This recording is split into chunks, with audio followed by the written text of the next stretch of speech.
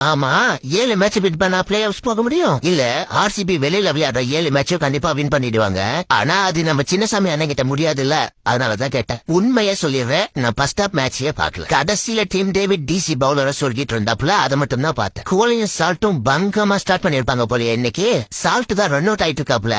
கோலி தான் போட்டு அருள் போஸ்ட் எல்லாம் பார்த்தேன். அதுக்கப்புறம் வேற யாராலையும் ஒன்னும் பண்ண முடியல போல. கடைசியில வந்து டீம் டேவிட் பொலந்து 163 ரன் அடிக்க வச்சிருக்காப்புல. அப்புறம் டிசி பேட்டர்ஸ் வரிசையா வராங்க, விக்கெட்டை கொடுத்துட்டு போயிட்டே இருக்காங்க. ஆனா ஒரு பக்கம் நம்ம பெங்களூர் பாய் கிளாசிக் கேஎல் மாமா வேற மாதிரி கேம கொண்டு போனாப்ல. பொறுமையா கேமுக்கு ஏத்த மாதிரி கொண்டு போயிட்டு பாவம் பச்ச பார்க்காம பறக்க விட்டாப்ல. அசிலுட ஸ்டப்ஸும் செம்மையா கம்பெனி கொடுத்தாப்ல. 2 பேரும் சேர்ந்து சும்மா போலன்னு போலந்து சின்னசாமி அண்ணன் கையில கொடுத்துட்டு வந்துட்டாங்க. இதெல்லாம் ஓகே. மேட்ச் வின் பண்ணதுக்கு அப்புறம் கேஎல் ராகுல் ஒரு சம்பவம் பண்ணாப்ல பாருங்க. இங்க நான் தான்டா இங்க கிங்கன்னு ஒரு சைய பண்ணாப்ல பாருங்க. அப்பா அப்சல்யூட் சினிமா.